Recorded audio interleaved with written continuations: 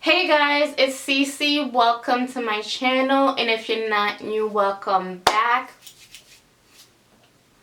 So today's video is going to be probably hard for some people to watch. To watch this video, you are probably going to need a level of consciousness that will allow you to process what I'm going to say, a level of awareness. This video is probably not for anybody who is sensitive or anybody who is fragile. So that's just like the disclaimer. So yeah, so my thought is that we are all human, right? We are all human. Shout out to Fashion Nova, Shout out to Fashion Nova. This is where I got my shirt. Love Fashion Nova.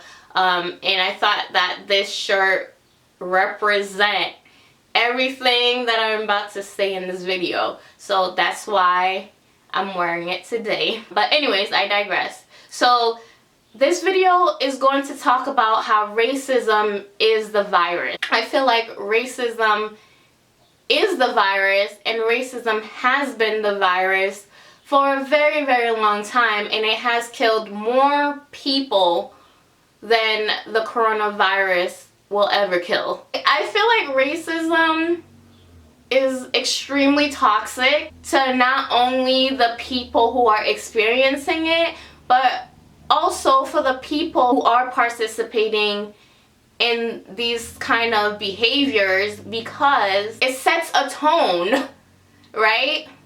It sets a tone on white people. Like, we all know that not all white people are bad, not all white people are racist, but racism as a whole sets a tone for that particular population, because it's like a representation of this population as a whole. Just like how black people are represented in the media as thugs or as unclean and ratchet and uneducated and ghetto, white people are being portrayed really, really bad due to racism. I feel like racism is extremely toxic. It's like a toxic, abusive relationship, right? So in abusive relationships, you are emotionally abused, physically abused, financially abused, which all relates to racism. Like, a lot of people of color has been physically abused, and you can see it through all the police brutality that has been happening around the world, all the hunger, all the poverty, all the lack of resources, financially abused, the lack of unemployment, the disgusting jobs that people of color have to have and able to feed their children. There's no way somebody should be earning like $12 an hour to feed a family of 4. So there's emotional abuse when it comes to racism. It really, really affects people of color's mental health. You know what I mean? Like, you wonder why there's so much depression among the African American community, even though it's not culturally acceptable to claim that per se in the African American community, because it's so taboo, and people don't really like acknowledging that they are depressed or something's going on with them mentally, but it happens. It's like we're in a relationship with white people, and then white people are in a relationship with us, and it's just this constant like turmoil, constant emotional abuse, constant financial abuse, constant psychological abuse, constant just like abuse in every way, shape, or form. Since Donald Trump has been in office, it's like everything has just like came up. Everything just like resurrected from the dead. Like, we thought we were getting better in terms of inequality and injustice and all that stuff, but actually we're moving back in time. This is what I'm seeing in the media, I'm seeing all across the globe. Like, we all learned about racism and slavery when we were children and when we was like in middle school. We read textbooks about it, but in my lifetime, I read textbooks and articles about it, but for the first time ever, I'm just like, wow. Like, literally, like, the textbooks are coming to life. Like, luckily, I wasn't born in the era where, like, segregation was happening and slavery occurred. Like, thank God, because I don't even know how I would have survived that. But to me, it's like everything that I was learning in those textbooks are manifesting right now bigger than ever. And it's 2020, which is wild.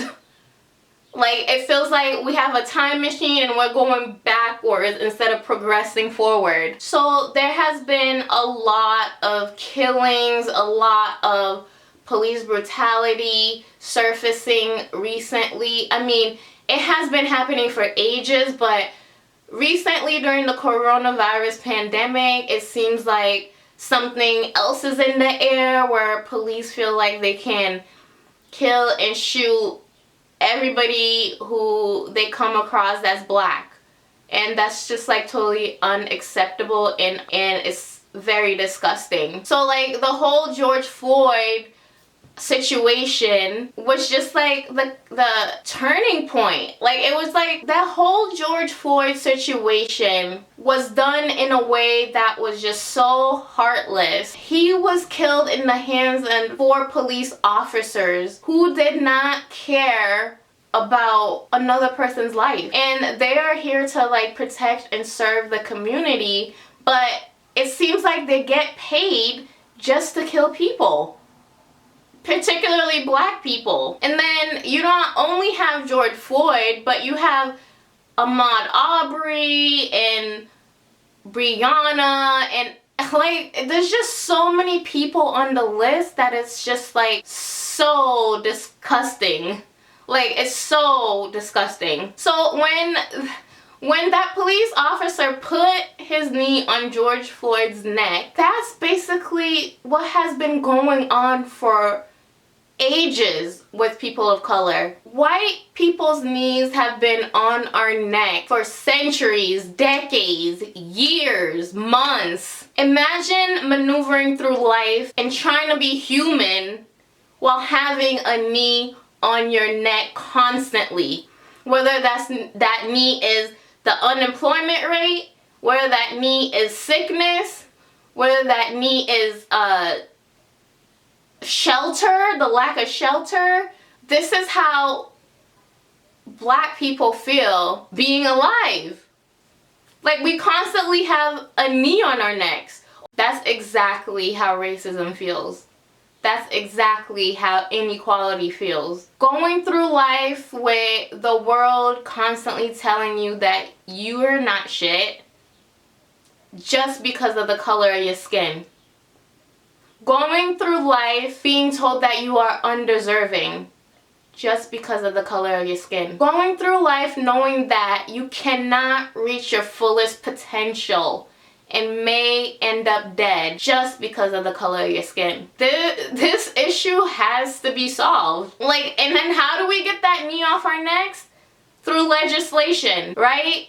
Through legislation, through laws, through Congress, through the Senate. It's time to get that knee off our necks. It is way, way overdue.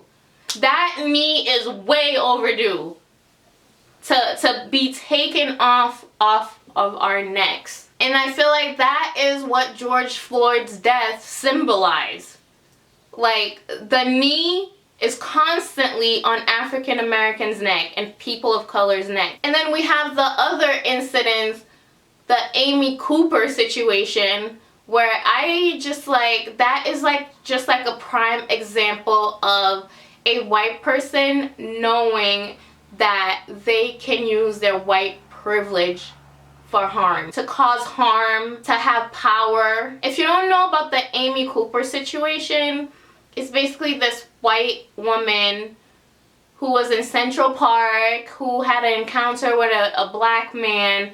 He told her to put the dog on the leash because I guess that was part of the rules in order to be in that park. And so this woman decided that she wasn't going to follow the rules and she was above the law and regulations. So she called the cops on this African American guy who was only in the park bird watching and trying to relax or whatever he was doing. So she had called the cops and said, I'm going to tell the cops there's an African American man threatening my life, when this man wasn't causing her any harm or danger. He was just minding his business. So this is a prime example of white people knowing that they do have privilege and recognizing that they can use that privilege to one-up another race. And then if you see the video, she was like holding on to the dog, and then like the dog, like she was like holding on to the leash and the dog was like choking and stuff. And I'm like, are you serious? So she not only prank called the police department, but she's also abusing the dog in the video. And she's also abusing her white privilege in the video. So there goes to show you that white people do know that they have privilege in this world. And white privilege is a thing. And I don't want to hear anything that goes against that. White privilege is a thing, and that's on period. I'm not going to argue with you. So imagine if all white people use that privilege for good. Use that privilege to reunite instead of divide. Use that privilege to have togetherness. The world would be extremely different. I just like cannot believe what is happening in this world. Well, I can believe it, but then again, I can't believe it. It's like it's happening right before my eyes. I've never thought that this was going to go down in 2020.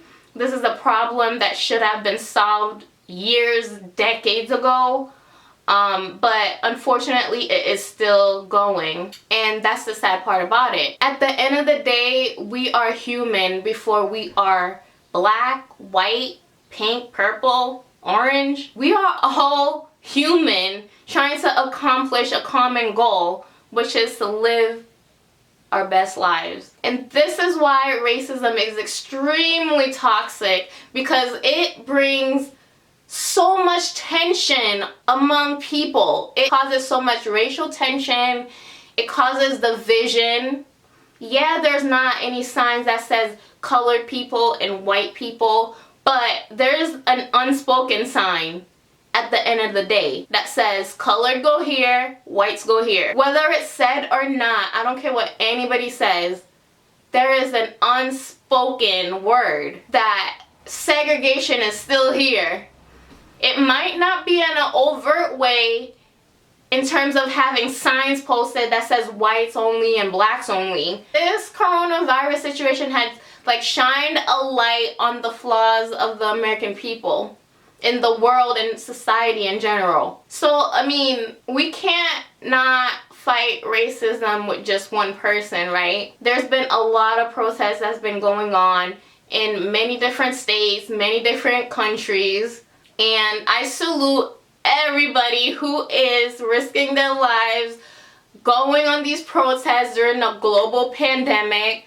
I salute you. Like, that is so brave. And I am proud of how these protests are turning out, because it's not just black people who are protesting, but it's also Asians, whites, Latinos, Latinas, old, young, like everybody is against, well, not everybody, I'm not gonna go that far. Not everybody is against racism, but a lot of people recognize that racism is wrong. And it's something that needs to be changed. Like, I feel like everything's going to get worse before it gets better.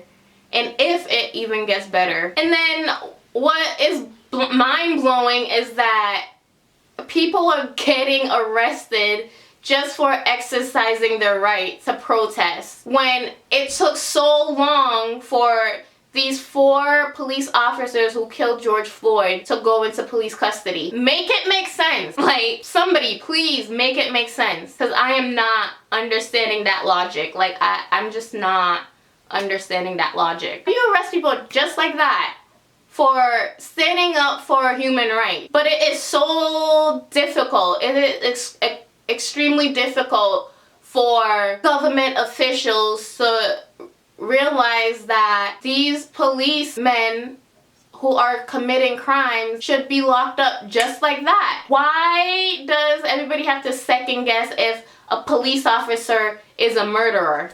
When even if it's videotaped, even if you have a full-blown videotape of the whole murder and crime scene, they're still going to question whether or not if they're guilty. If we could arrest police officers just like we can arrest protesters for exercising their rights to protest, the world will be a better place. I feel like America has everything backwards. America has almost every priority disorganized. They don't prioritize human rights. Like, I just don't understand the logic behind all of this. Imagine if the whole world was locked down because of injustice, because of racism, because of violence. The world would be a better place. Anyways, these are my thoughts on what's been going on. These are my thoughts about racism, injustice, inequality, George Floyd. If you like this video, don't forget to like, comment, and subscribe. If you